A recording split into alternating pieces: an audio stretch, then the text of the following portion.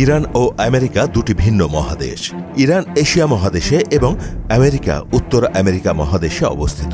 মার্কিন যুক্তরাষ্ট্র এবং ইরানের মধ্যে সবচেয়ে কম দূরত্ব হল ৭,১৫৩ মাইলেরও বেশি। তবে মিজৌরি অঙ্গরাজ্যের ঘাঁটি থেকে উড্ডয়ন করে টানা ৩৭ ঘণ্টা উড়াল দিয়ে ইরানের ৩টি পারমাণবিক স্থাপনা ফর্দো, নাতাঞ্জ এবং ইস্পাহানে B-2 বোমারু বিমান দিয়ে হামলা চালায় বিশ্বের সবচেয়ে ক্ষমতাধর রাষ্ট্র আমেরিকা, যার মাধ্যমে যুক্তরাষ্ট্রের সামরিক বাহিনী সরাসরি ইরান যুদ্ধে জড়ালো। যুক্তরাষ্ট্রের এক কর্মকর্তা জানান, আমেরিকা থেকে উড়ে আসা হামলায় অংশ নেয়া যুক্তরাষ্ট্রের B-2 বোমারু বিমানগুলো মাঝ আকাশে একাধিকবার জ্বালানি নিয়েছে।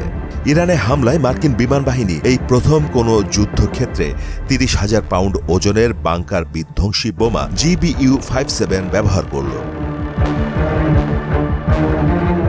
হামলার পর হোয়াইট হাউস থেকে জাতির উদ্দেশ্যে ভাষণ দেন মার্কিন প্রেসিডেন্ট ডোনাল্ড ট্রাম্প। তিনি হুঁশিয়ারি দিয়ে বলেন, ইরান কূটনৈতিক প্রচেষ্টায় না ফিরলে আরও ব্যবস্থা নেওয়া হবে। মাহমুদ হোসেন, মোহনা ডিজিটাল।